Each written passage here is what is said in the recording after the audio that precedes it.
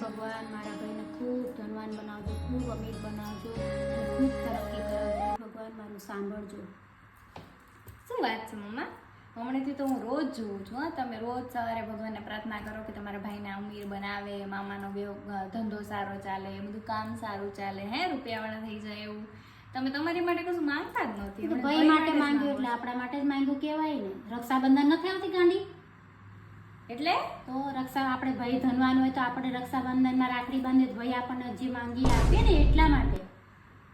આવું ના હોય. તુંય ભગવાનને પ્રાર્થના કર કે તારા ભાઈને ભગવાન અમીર બનાવે. એ ના ના હો, ભગવાન રક્ષાબંધન એટલા માટે બનાવ્યું છે કે ભાઈ જે આપે એની જેવી સગવડ હોય ને જે આપે ને એ લઈ લેવાય. આવું લાલચું ના થવાય. પણ એવું નહીં, ભગવાન આપણે ભગવાનને પ્રાર્થના કરીએ ત્યાં તો ભગવાન ભાઈને અમીર બનાવે છે, તો આપણો પૂરો હક છે માંગવાનો.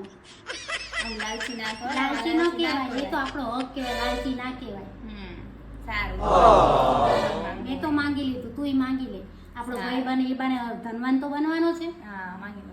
એ ભગવાન મારા ભાઈને એટલો ધનવાન બનાવશે, એટલી તરક્કી કરાવશે ને કે જે મોઢે માંગુ ને એ મને મળે. બસ તો આપણે સુખી ને ભાઈ એટલે રક્ષાબંધન આવે છે ને તો બધા પ્રાર્થના ચાલુ કરી દો કે અમારા ભાઈ ધનવાન થઈ જાય ને એવું મોઢે માંગી ગિફ્ટ મળે. તો ભાઈને આશીર્વાદ આપ્યા જ કહેવાય. ભલે ને આપણે આપણો સ્વાર્થ માંગ્યો, પણ સાથે સાથે એનું સારું થઈ જાય.